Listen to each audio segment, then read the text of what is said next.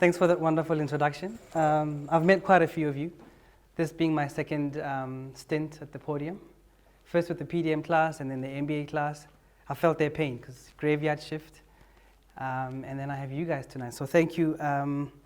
It was quite a privilege to get an email from Owen and Gavin saying, we would like to have you on campus because I've been asking to come back. I love this place. It just, when it's part of your system, you can't get it out. Even when I've got a meeting in East London, I'll fly to PE and drive through Grahamstown and fly out of East London, just because I love this place so much. But yeah, so that's kind of why I'm here tonight. I've been asked to speak about the Fees Must Fall brand and kind of look at it through the lens of marketing and branding, which is what I do. And yeah, so the topic of discussion is applying branding principles to Fees Must Fall. So I suppose at the very beginning, I need to declare that I think that free education would be an amazing thing to achieve as a country. I think that we all aspire to a country where our fortunes as a country, our potential, our propensity to succeed isn't hampered or undermined by lack of access to education. The Freedom Charter is quite clear. The doors of learning need to open to everybody so people can have access. I think the family that you're born into, the income bracket that you're born into, the LSM that you've got the misfortune of belonging to should not limit your potential. So yeah, so my take on the whole subject is it would be really amazing if education was free and accessible to everybody. But also having an economics degree, I understand how government revenues work, I understand how spending works, I understand how budgeting works. And budgeting is based on strategy, it's based on choices. You know, if you look at where government is spending money, if you look at the revenue coming in, the expenses, and so on, if you look at the current balance, if you look at, you know, all those factors, you look at the size of the fiscus, yes, we've grown to R1 trillion.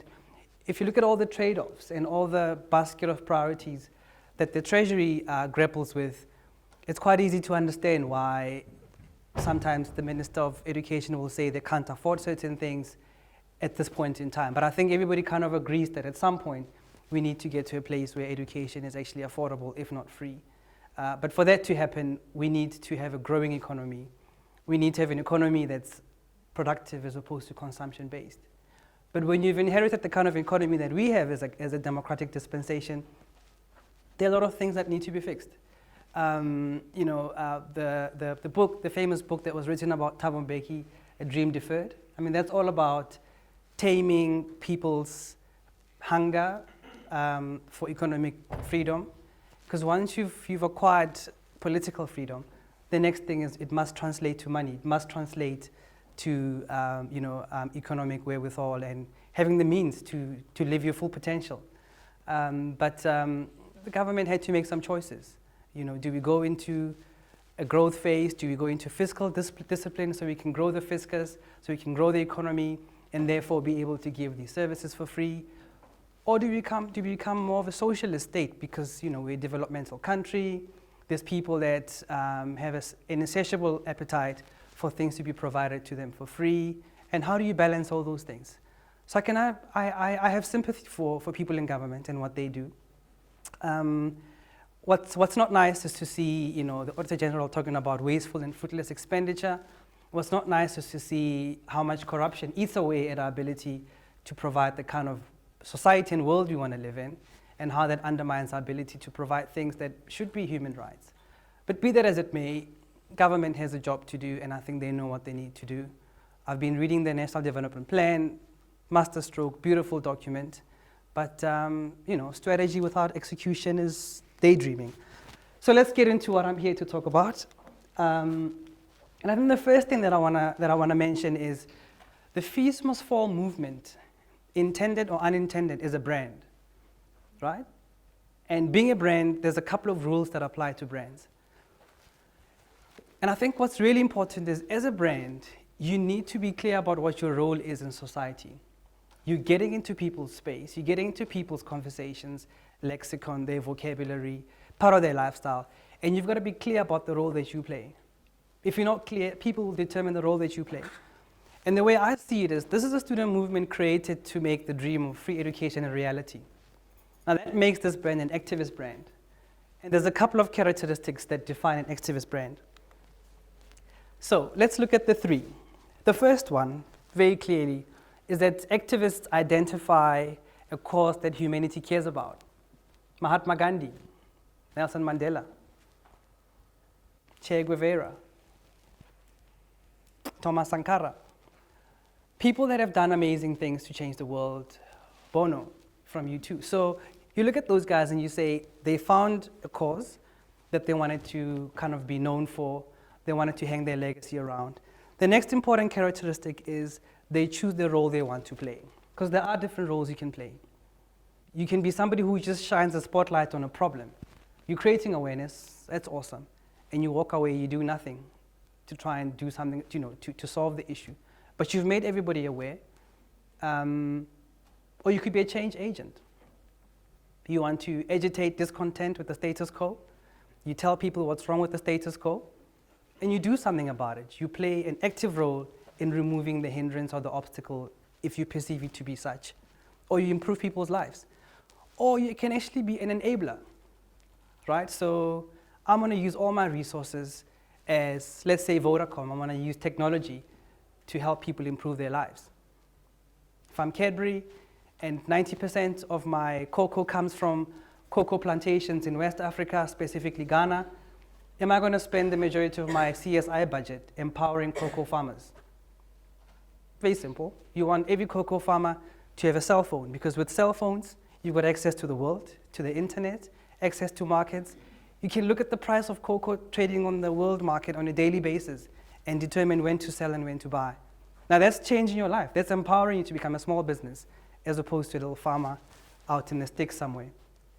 But brands have to take an active role in doing something about the issues that humanity cares about for them to be relevant. Or you can choose to do nothing.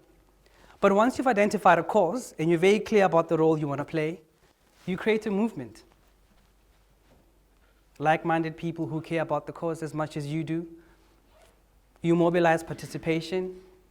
You get people to buy into the dream. And you make it easy for them to sign up and to join.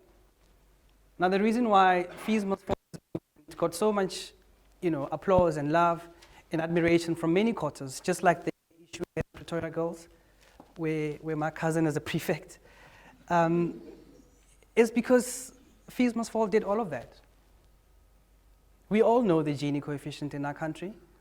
In fact, the worst Gini coefficient in our country is in Grahamstown, and I'll get to Grahamstown in a minute, mostly because of GT Ferreira and Rupert, because everybody else is poor. So the disproportionate distribution of income there is an interesting case study. It's a reflection of our society today. So those three things should kind of be borne in mind when we think about Fees Must Fall and how the brand needs to evolve. So some of the guys that have captured our imagination, some of the guys that have used their fame, their resources, their might, their time on earth to make a difference, and they'll be remembered for such. So, Fees Must Fall identified a cause, that's free education. The role is to be a change agent. From what I've read, from what I've seen, and from the dealings that I've had with student leaders. Incidentally, I was part of something called SASFI. Anybody know SASFI? South African Student Fund for Education. Formed by former leaders at Wits University, former SRC presidents like Tiego Maseneke, Mos Mashishi, Keskovadia, all those guys. They got together and they said, we need to do something about Fees Must Fall. We want to put together a fund, an endowment fund, that's going to go towards making education accessible into perpetuity. So we got called in as Ogilvy, as communications practitioners, to come and help them give birth to this brand and do something about it and create awareness for it and so on. And the vision is to take it around the country and have every university kind of aligned to it. So quite a nice initiative. So we spend time with SRC leaders, with student leaders, talking about what the issues are and what needs to happen.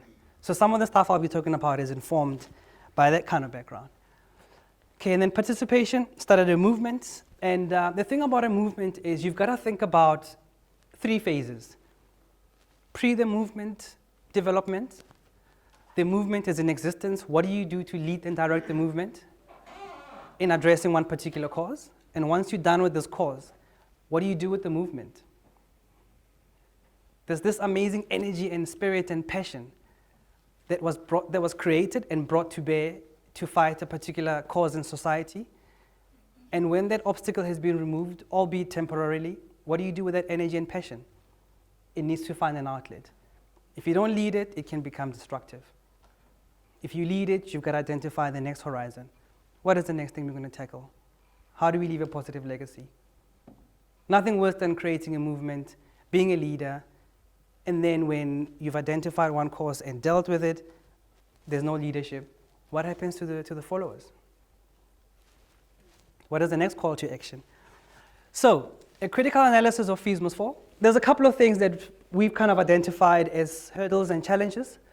So education is free for a number of good reasons, valid reasons, bad reasons. You decide. Alumni, society, and corporate apathy. Corporates are accused of doing very little to help. Some corporates we know, they've had bursaries and funds and scholarships for many, many years, but by and large, the feedback we're getting is corporates must come to the party. Listen to every soundbite. Student leaders get interviewed, corporate must do more, society must do more, alumni must do more. Risk avoidance by corporate. Does corporate want to align with the fees must fall movement? You've got to critically analyze the brand and say, how is the brand positioned? How does the brand behave? What does the fees must fall movement stand for? What messages does it emanate? Does it emit, consciously or unconsciously? What are some of the unintended consequences of the actions of the fees must fall brand? And if you expect brands from corporate specifically to get involved and partner with the fees must fall movement, understand the rules of brand association. Why do two brands come together? Why does a brand come together with a cause? How does the cause help the brand advance its vision? How does the cause help a brand get to where it wants to get to in terms of mission and vision? And if we're not respectful of the rules of brand association, we won't have a marriage. If we want to consummate a strong relationship between the owners of capital, owners of resource, with causes that must be dealt with for our society to thrive, we've got to understand what the rules of engagement are. We've got to understand what builds a marriage and a relationship. What does value look like to students and to the youth? What does value look like to corporate? And I think just unpacking that whole conversation helps us build synergies and helps us make sense of a relationship that we know is necessary. Things like vandalism, arson, anarchy undermine the cause. Yeah? So the cause is free education, access to education. People align behind the cause. It makes sense. It's great. We have to get to that. And some of these things happen. Society starts to question, actually, are we still on the right track? Does that help the cause? Does that undermine the cause? And then the feedback is, well, that's the only language that people in authority understand. And that needs to be interrogated. Party politics, affiliation sometimes threatens unity in the movement. We've seen across many campuses, different parties claiming victory. Is it about victory? Is it about egos? Is it about political parties? Or is it about the cause? The ego is a problem in many, many organizations. The ego often is the enemy of progress.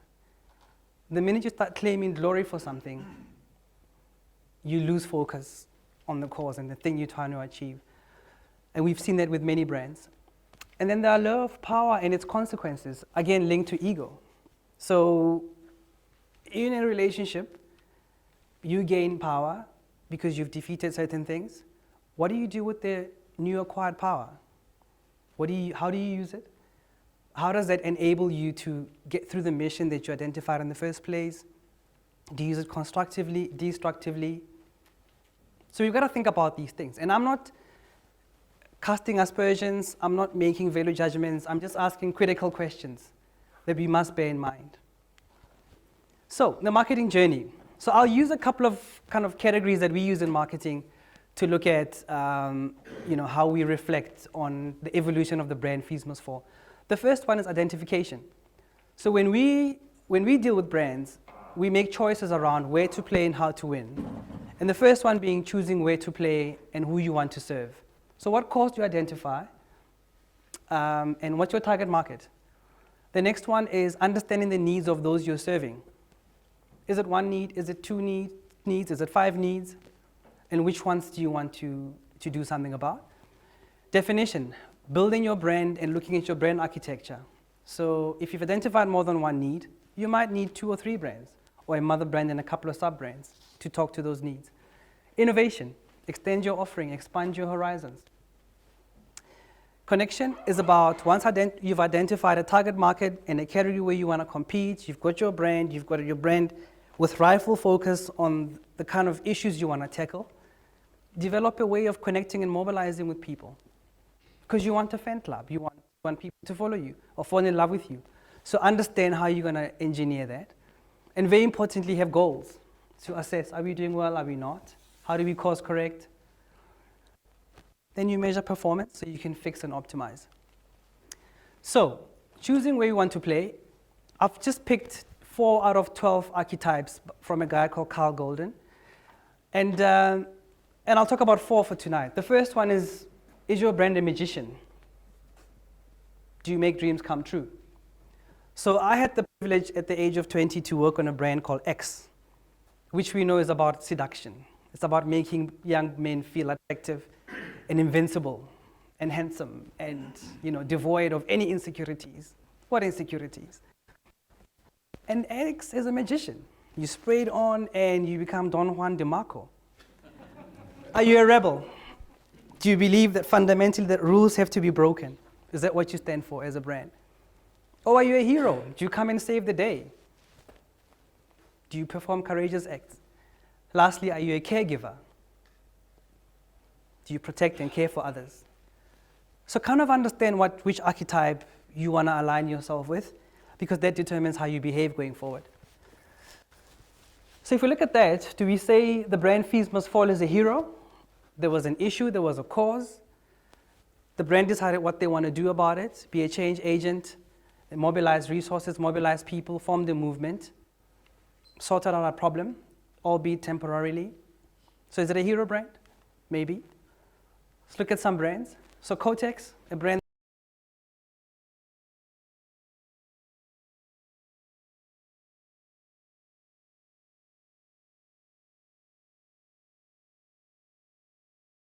in health issues and share knowledge, and phenomenal 18% sales growth.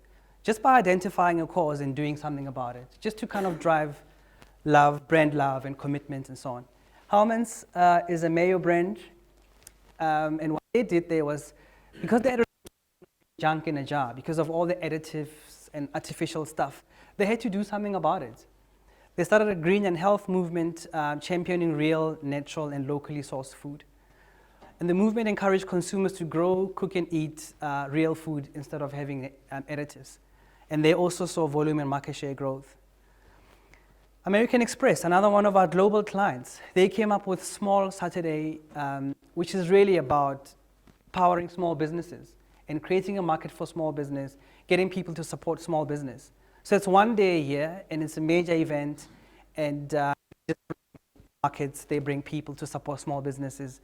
And in a year where sales growth were quite soft, they saw overall sales growth, these business people, of 9%. But transactions on American Express card among small businesses grew up by 28%.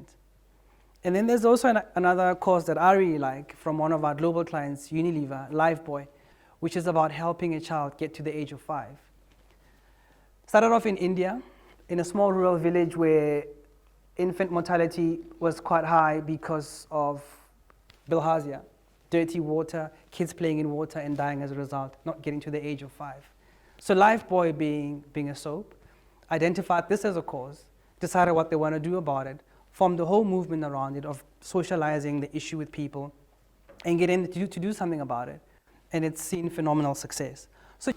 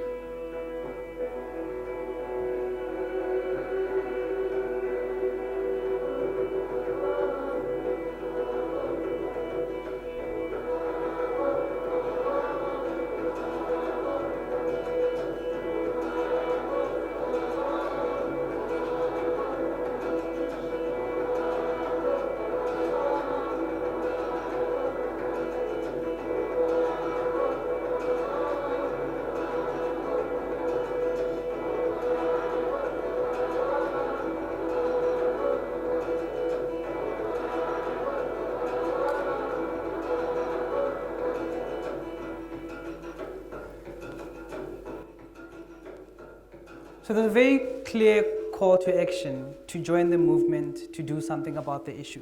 Yeah. So some of the things that you see when you think about Fees Must Fall or when it gets presented in the media is some of the stuff that we're not really proud of. But that's just the reality of the conversation. So maybe some people aren't listening in places of authority and people turn to this. But then people also need to look at what help do they want, what legacy do they want to create, what brand image do they want to portray, and think about the unintended consequences of that. And then ask the critical questions. How are we going to draw support if this is the image that keeps coming up, like the library at UKZN? So, what I wanted to look at here is, if we're saying we want to understand the needs of those we serve, let's look at them in 3 buckets. The first kind of bucket of needs is pre-varsity needs. So you're in high school, you're a learner, you need career guidance. So when I was young, my mom was a nursing lecturer. My dad, after playing soccer, went into business. So I grew up in a family business, quite a retail environment that got into my blood. But I watched a lot of LA Law, loved Blair Underwood, and thought I want to be a lawyer. Kind of got into law school, met Mr. Glover, did some interesting things. But then finished law school after working at the legal aid clinic, defending some drunk students and chicory farmers outside Grahamstown. And thought, I don't want to live my life like this. I'd rather marry a lawyer, which I did, and got into marketing. But I wish somebody had said, don't let your favorite soul piece determine your career choices in life. Mentorship and job shadowing, that's a very important need in high schools. Varsity access, the fee thing is a very important thing.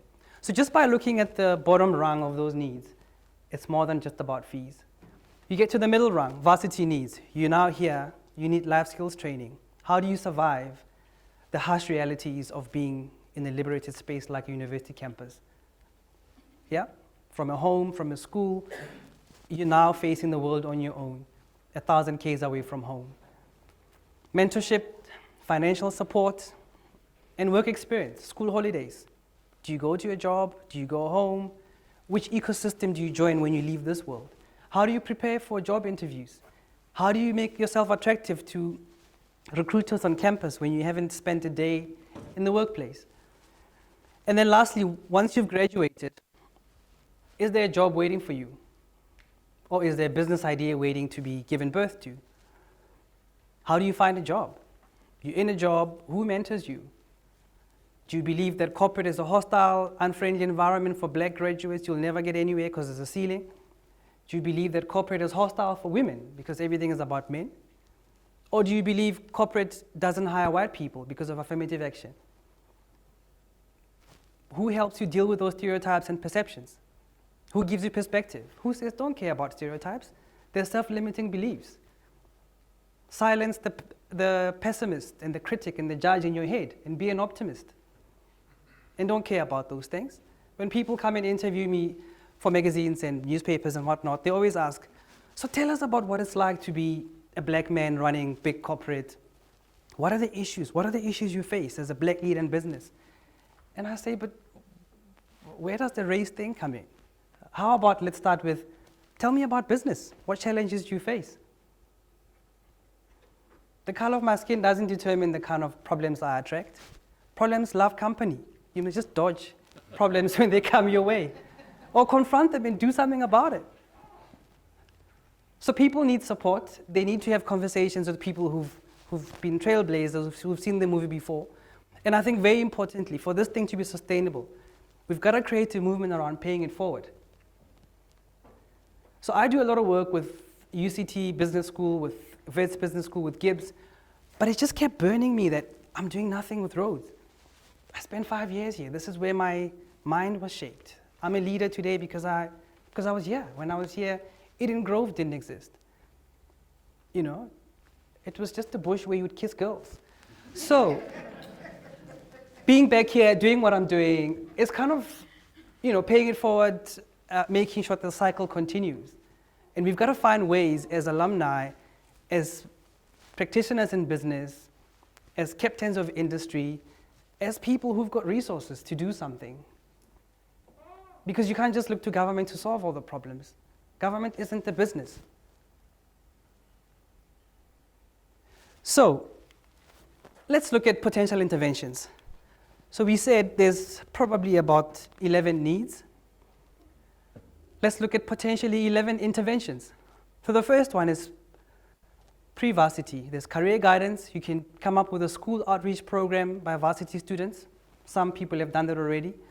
You can look at mentorship program between learners and varsity students. I know some campuses do that. You can look at an active job shadowing program.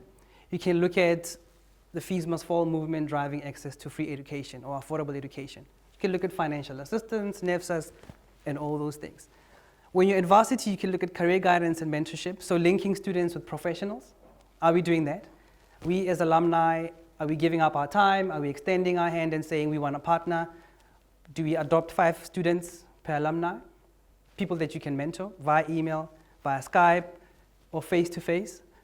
Job shadowing, ongoing financial support and vacation jobs. And then post-varsity, career fairs, linking companies to students, on-the-job mentorship and so on, and creating an active alumni. So there's a number of things that can be done that again can be driven by students. So remember, we've identified a cause which is making education accessible and affordable or even free. We've decided our role is to be a change agent. We've formed a movement, but the movement can achieve more than just one objective, so why only choose one? And then we get to the fact that all these needs are interconnected, and many of us have quite a linear approach to problem solving. You know, there's a problem, there's a solution, there's a result. But actually, I find systems thinking quite interesting. It's a system of interconnectedness, of drivers and outcomes. Because not everything is linear. You've got to look at the problem from different angles and say, what are all the factors at play? Because that liberates the mind to think creatively and think of multiple solutions. And that's how you gain sustainability. That's how you have success for the long term. Because you're not going to have surprises coming to bite you, right? Because your solution wasn't predetermined. It wasn't a linear equation of a conversion process, inputs, outputs, result. It was about what are the drivers, what are the barriers, what are the linkages. Yeah, that's the point there. So you define your brand, you decide which needs you want to address, and then you define yourself around that. So let's take 5. Career guidance is one, mentorship or life skill training is another, work experience is another, getting a job is another, and paying it forward is another. So how about positioning our brand, Fees Must Fall, along 5 important needs and not just access? What can we do?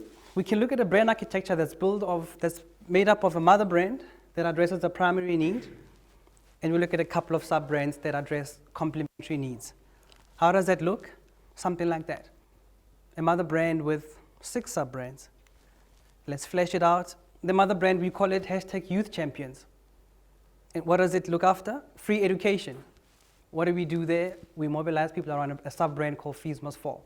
Very clear, it's about access. Whether it's affordability or it's free, we must think about what makes economic sense, what's sustainable, and we deal with that conversation as one. The next sub-brand, enter financial assistance. Each one, fund one, as a hashtag. Anybody who can afford to contribute towards funding a student should do so across the length and breadth of our country. Different call to action, right? Don't want to get involved in anything, don't want to march, don't want to do anything. I want to contribute $1,000 silently every month. And I feel good about myself when I drink Johnny Walker Blue.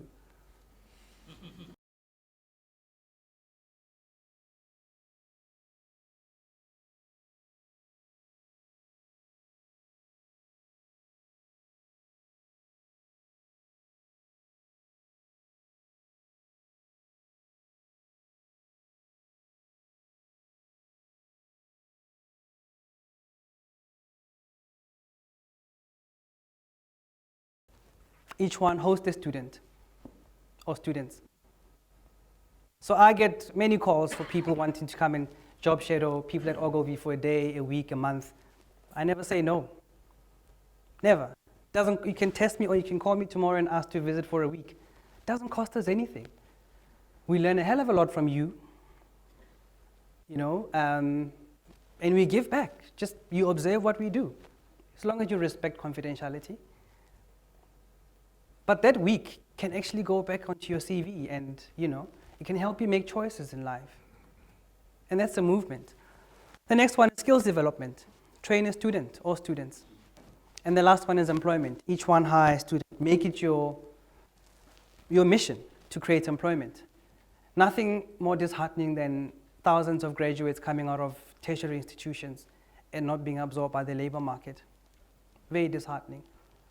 We can do an amazing job of creating access on the one hand, but access without opportunity at the end is only half a victory. And what are you creating when you're producing students that aren't absorbed? What happens to their passion and energy? What happens to their needs? We're talking about 20, 21-year-olds. They're in the dating scene. They want to have money to go on a date. They want to be productive. They've sucked up resources. They've got debts to pay. So I think our imagination is a little bit wider. So, a couple of examples. So there's a competitor brand called Dreamfields Project. I say it's a competitor because I run a football foundation. When my dad died in 2003, we formed a football foundation called the Johnny Makoena Football Foundation, which looks at investing in grassroots soccer. We try and build infrastructure. We can raise funds. We do tournaments to honor legends. We do life skills training. We give equipment and that sort of thing. Dreamfields Project does the same thing. It's founded by John Pullman. And what they do is they've got a couple of products under the Football Foundation. They've got dream bags, soccer kits. You call them up, you say, we've got a team in Lusikisiki, we need support, we haven't got boots, we haven't got socks, we haven't got kits. It's 2,500 Rand to kit out a whole soccer team of 15 players. That's dinner for some people. Dreamfields. They built soccer pitches with turf, with grass. It costs about 70,000 Rand to lay down grass, about 20,000 Rand to put up a borehole. Poles, soccer poles are like whatever, $1,000. Now you can stimulate local economies by just getting the community to turn into suppliers, and they supply you with those things. You make an impact. Then they also do dream leagues, so they have leagues that run with SAFA, they're affiliated. And this is about somebody trying to make sure that Bafana succeed eventually by investing in the factory. We all want that to happen. Dream coaching. So train the trainer, coaching clinics, and then lastly, dream events, amazing events in communities. We try and do the same thing with our brand. But I think what I'm trying to illustrate here is they didn't just go in and say, we're going to set up a high-performance culture where we can train 100 kids to be amazing soccer players. They said, what is the multiplicity of needs out there? Our performance as a nation in the 2010 World Cup got a lot of people thinking about the factory that produces soccer stars. And everybody referenced Brazil as an example. Every street corner, there's indoor soccer, there's outdoor soccer. The whole nation is geared towards being a winning soccer nation. And a lot of people rallied behind this need to kind of invest in grassroots soccer and so on. And these kind of initiatives came up. But it wasn't just about skill building. It was about the sum total of those needs. So, and then this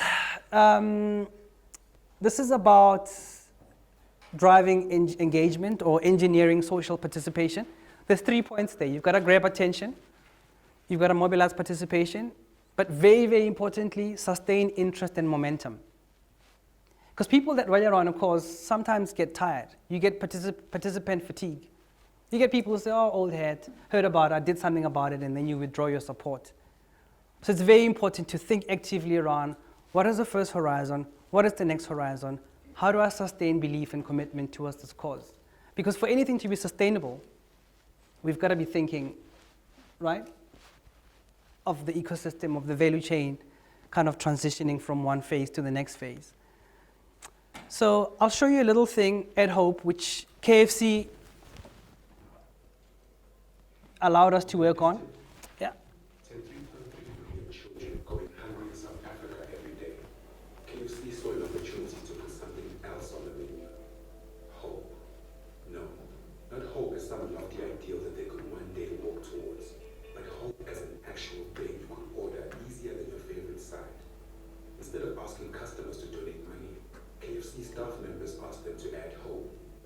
side item that cost a mere R2 and was, in effect, a donation towards feeding a hungry child. In order to build Add Hope as integral to the soul of the KFC brand, the message of hope has been built year on year with iconic, experientially driven campaigns during World Hunger Month, such as Wall of Hope, Journey of Hope, and Faces of Hope. The results have been life-changing for over 100,000 children who are fed every day to over 90 beneficiary partners. This has been made possible by over 210 million rand being raised in the last 6 years. In fact, each year, Add Hope has bettered the last in terms of donations raised. Add Hope is now the defining CSI initiative in South Africa, and probably the biggest reflection of its success is its contribution to KFC's status as a top 3 most loved brand in South Africa. Due to its success, it's now an initiative that will be adopted globally, a decision that demonstrates the impact that it has had in South Africa and will now go on to have.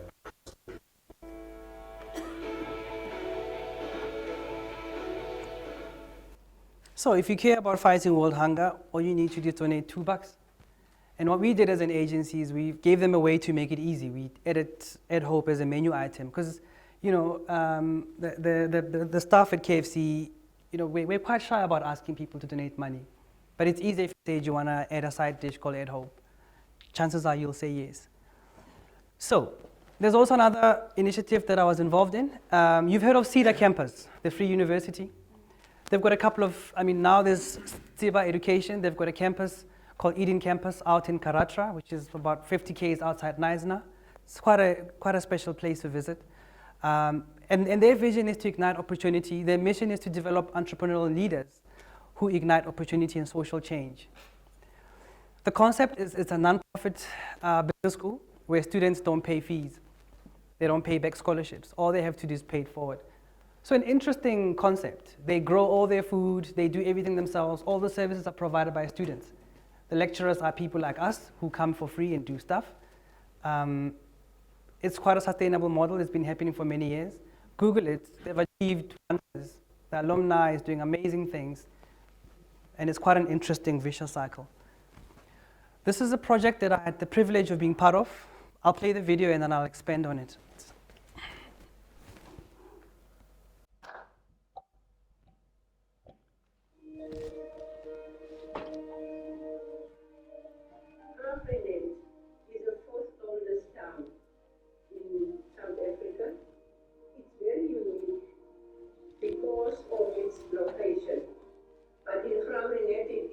The unemployment rate is very high. We want to create a nation building project, something that gives back to the community, that gives back to the country. So the idea is for a 66-hectare giant South African flag to be established in a desert region outside a small town, and will be made up of 2.5 million coloured desert succulents and a 4 megawatt solar field. There's a cactus to match every colour of the rainbow flag. Grahamstown would be one of the most ideal places to grow cacti and succulents. You get a lot of heat. We need initiatives that create opportunity for our people in an ecologically sustainable way. The giant flag coming to Grahamstown, it will definitely create jobs. And for me, what is good, it will be permanent jobs. We're looking at about 740 green-collar jobs. That includes solar, botanical, clean tech, environmental management, security. So they'll all tie into each other, and the knock-on effect of that is going to impact the entire community.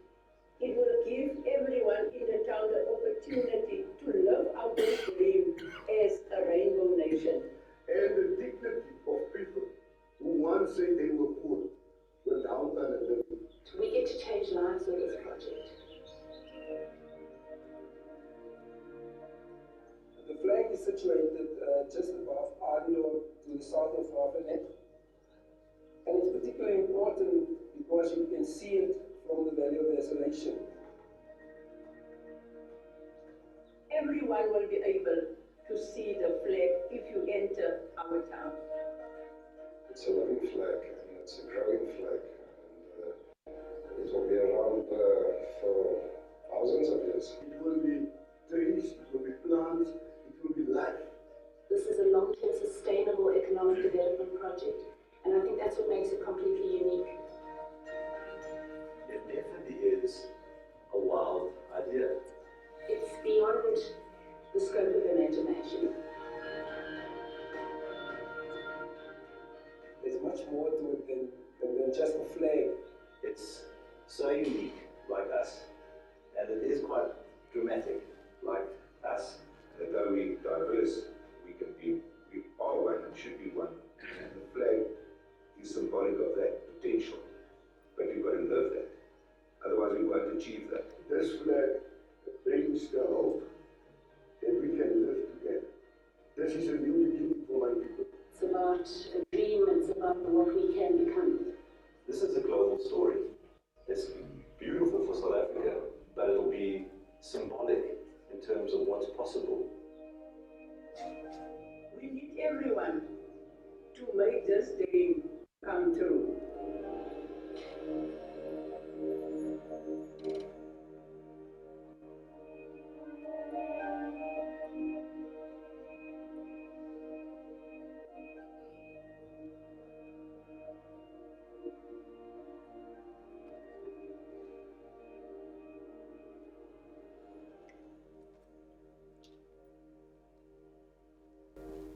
So please Google it. It's quite an amazing idea. When I was MD of FCB, we worked on this.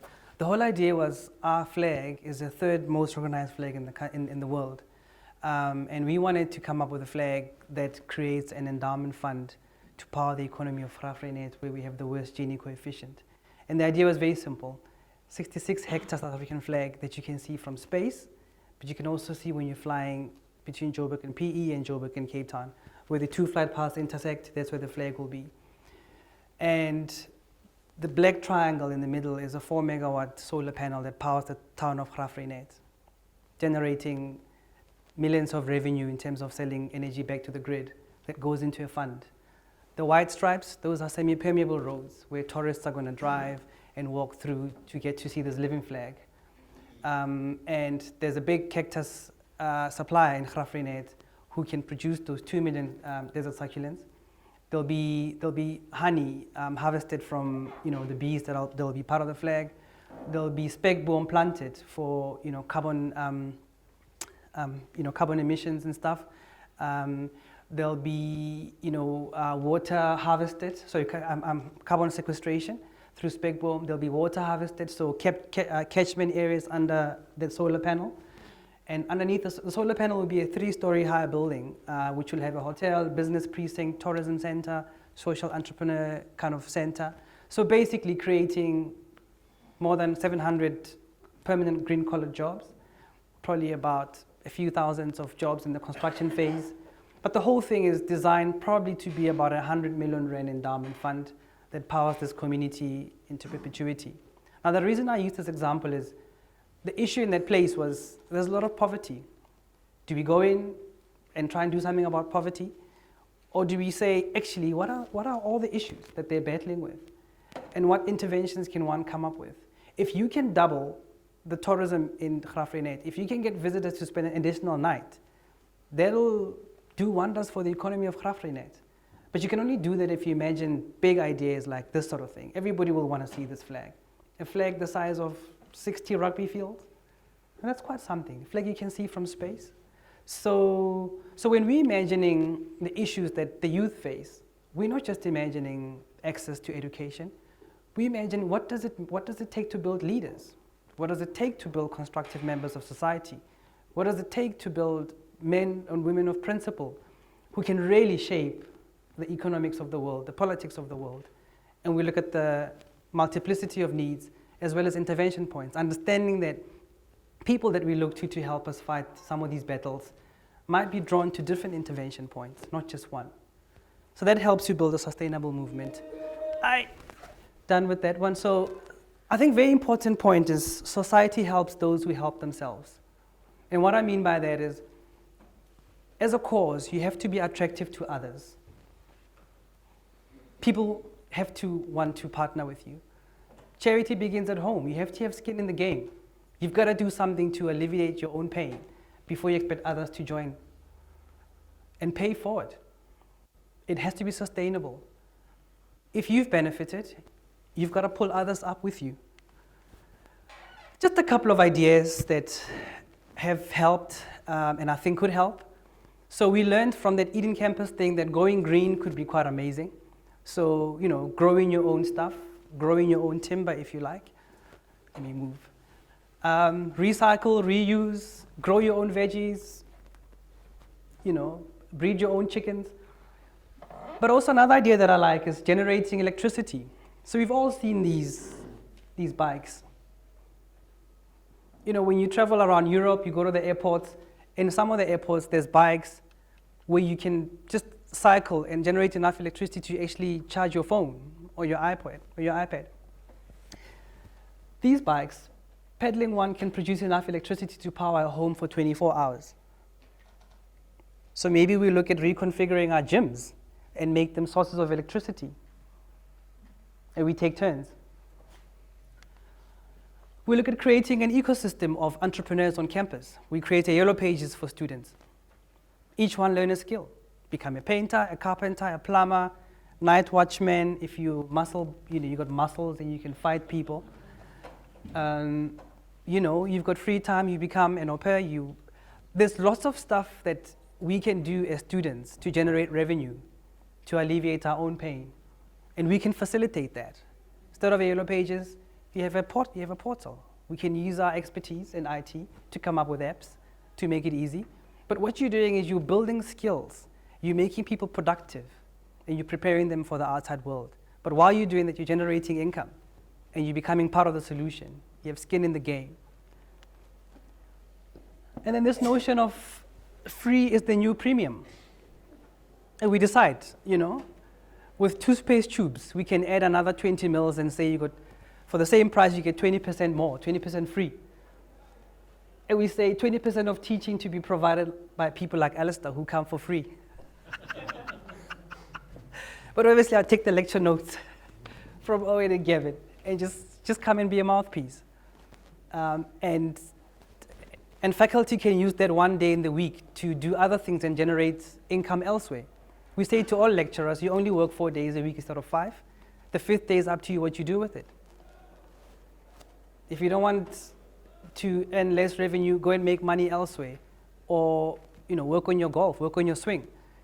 And then one day in the week, we get volunteers to come and take over. 20% of services on campus to be provided by volunteers, including students. No brainer. 20% of the fees to be paid by crowdfunding, people like myself. You tell us, how much money do we need to contribute to fund 1,000 students? What does it mean if you look at 1,000 alumni? How much is it a month for everyone? You might find that it's the price of a bottle of wine, which I'm happy to sacrifice. So it's about making it easy for people to join in, making it easy for them to participate, showing them that their contribution can be quite small but with a massive impact. That's what I wanted to share with you tonight. Thank you.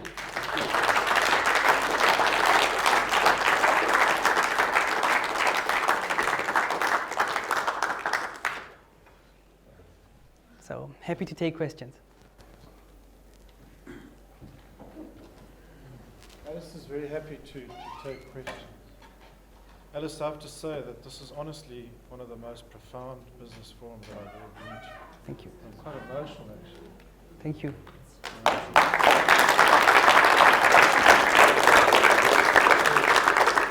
It just shows the depth of how alumni want to. So we undertake to make sure that this tonight is distributed, Matthew. Okay, now that I've calmed down.